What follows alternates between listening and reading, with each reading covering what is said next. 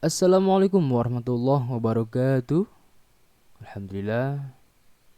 Semoga sahabat semua dimanapun anda berada, dari Sabang sampai Merauke, semoga semuanya dalam keadaan sehat walafiat. Amin ya rabbal alamin. Baik, pada kesempatan yang berbahagia ini, waduh berbahagia. Bagi yang berbahagia harap disyukuri, dan bagi yang tidak harap mensyukuri juga, karena bahagia itu gratis ya. Baik, kali ini saya akan memberikan tutorial ataupun belajar bersama dengan teman-teman sekalian, dengan sahabat, dengan bapak dan ibu, para streamer, eh, pengguna PMix ataupun OBS. Baik, kali ini saya akan memberikan tutorial di seputar PMix ya. Jadi di PMix ini adalah salah satu software yang dimana banyak banget digemari oleh para streamer ya, dari yang pemula sampai yang profesional langsungnya kayak gitu. Oke baik, jadi kali ini saya akan membahas tidak panjang-panjang ya, akan membahas tentang settingan, tentang bagaimana apa sih di Pemik itu. Pemik itu ada apa aja gitu kan ya. Insya Allah saya akan bahas poin per poin. Baik, untuk sahabat bagi yang belum punya aplikasi Pemixnya, silakan download dulu ya di website resminya ataupun di mana saja boleh, di Google dan lain sebagainya. Dan apabila sahabat-sahabat semuanya ingin minta PMix sama saya pribadi, silakan japri saya. Nanti ada di deskripsi ya. Ada di deskripsi nanti kontak person saya, nanti silakan japri saja. Baik, kali ini kita akan bahas tentang di settingan dulu. Bagi sahabat pemula ya, ini saya bikin tutorial ini saya berikan kepada sahabat-sahabat yang pemula ya. Nah, di sini ada yang namanya display, yang kedua ada output, yang ketiga ada option, yang keempat ada performance, yang keselanjutnya ada banyak lain sebagainya. Nah, di display ini adalah tampilan ya, yang dimana tampilan monitor kita. Ya, di sini ada master frame rate ya, silakan disesuaikan saja. Kalau saya pakainya begini. Entahpun teman-teman mau pakai yang lain bebas. Intinya disesuaikan dengan monitor kalian ya. Kalau saya pakainya seperti ini settingannya. Nah, kemudian di sini juga ada output NDI ya. Jadi NDI ini fungsinya untuk kalau misal kita di event besar ya, ada yang mau menampilkan apa namanya, PowerPoint dan lain sebagainya, kita bisa lewat ini ya, bisa di NDI dan bisa lain sebagainya. Nanti kita bahas. Kali ini saya cuma bahas menu-menu ataupun settingnya saja. Yang selanjutnya ini ada option ya, options. Yoi. Nah, di sini untuk settingan sendiri saya tidak otak-atik ya. Saya bawaan PMix-nya saja, biarkan. Kemudian di sini ada performance ya. Di sini paling berperan banget ya. Jadi di dunia per live streamingan itu, meskipun komputer kita bagus, kalau misalkannya tanpa adanya settingan ini, maka alhasil nge-lag ataupun nge-hang dan lain sebagainya. Kalau nggak percaya, sahabat buktikan saja. Nah, di sini ada yang namanya graphic adapter ya. Nah, di graphic adapter ini apa sih gitu kan ya? Nah, graphic adapter ini adalah PGA ya, PGA teman-teman. Kalau misalkan masih bawaan asli ya, maka tulisannya akan seperti ini default ya. Kalau misalkan teman-teman punya PGA yang bagus, nanti kedeteksi di sini ya. Kalau saya di sini pakainya Nvidia Quadro 2000. Ya lumayan lah buat live streaming mah, lancar-lancar saja. Meskipun full HD. Baik, di sini ada kolom ya yang bernama bentar dulu saya cek dulu Nvidia Quadro-nya.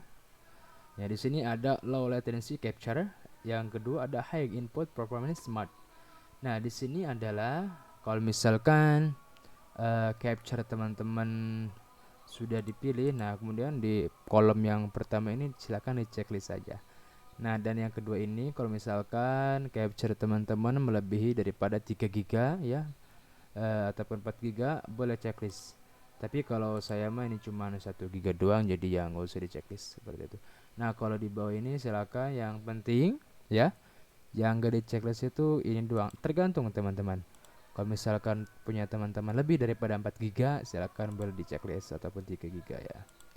Baik. Selanjutnya di sini ada decoders ya. Decoders. Decoders itu apa namanya? Pengaturan daripada video ya. Video kita itu mau dibikin seperti apa? MPEG kah? Ataupun apa, intinya format ya, seperti itu kurang lebihnya. Nah, di sini juga ada recording. Nah, di sini ada default folder for recordings. Nah, di sini adalah tempat browse ataupun teman-teman kalau misalkan lagi ada event direkam gitu ya, teman-teman mau nyimpennya di mana terserah, bebas. Kalau saya biasanya ada event minta direkam itu di sini biasanya ya, di video F. Kalau teman-teman di mana sih bebas ya, silakan disesuaikan saja. Nah, gitu ya. Nah, kemudian di sini ada external output. Nah, jadi di external output ini adalah yang pertama ada PMix video ataupun streaming. Nah, ini nih teman-teman ya. Nah, yang dua ini. Ini adalah settingan untuk bakal maning. Jadi ini adalah settingan yang dimana nanti kita bakal mengeluarkan mau berapa ya, mau full HD kah, HD ataupun SD. Di sini settingannya ya, sahabat-sahabat. Sini settingannya nih. Kalau misalkan mau mengganti, silakan checklistnya dihilangin dulu. Kalau misalkan sudah semua, baru di checklist lagi dikunci gitu ya. Kalau saya biasanya pakai ini saja ya untuk live streaming itu. Formatnya 1920 kali 1080. Jadi frame rate-nya itu saya kasih 30, kadang 60, kadang 30 ya. Seperti itu, nggak apa-apa, bebas pilih saja. Menurut teman-teman enak gitu ya. Jadi di sini ada audio, ini biasa saya nggak otak-otak. Di sini ada audio output ya. Jadi audio output ini misalkan teman-teman mau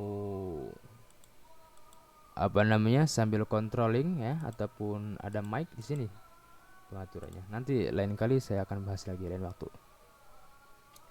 Nah, di sini ada web controller. Ya, di sini biasanya untuk orang-orang yang senior yang sudah profesional, biasanya dia memakai ini ya, web controller.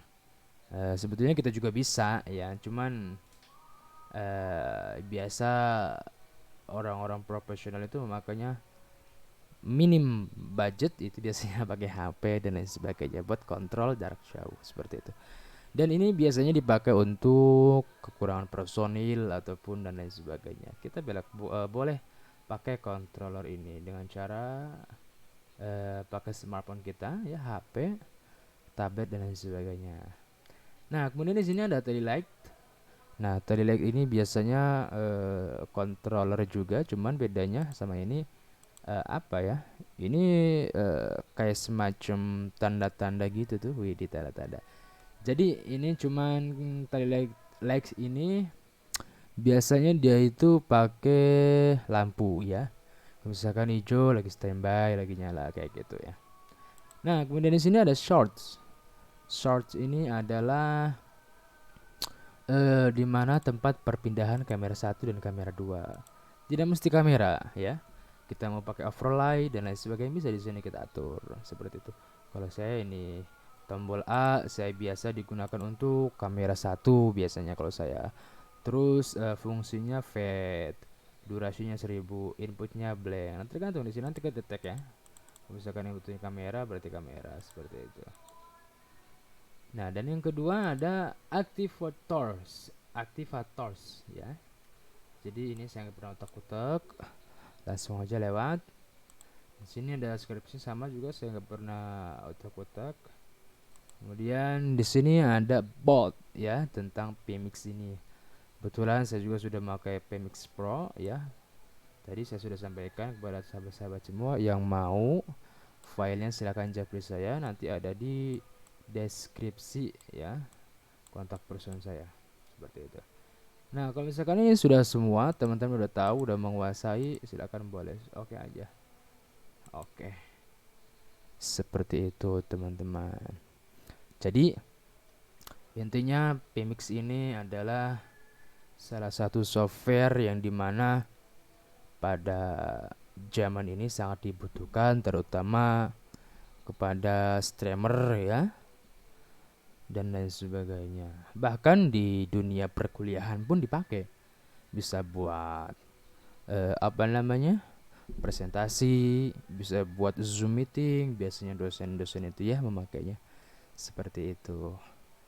Baik sahabat, mungkin itu saja ya perkenalan daripada setting ya. Nanti lain waktu insya Allah saya akan bahas lebih mendalam lagi. Baik, jika ada pertanyaan silakan ditanyakan di kolom komentar. Terima kasih. Wassalamualaikum warahmatullahi wabarakatuh.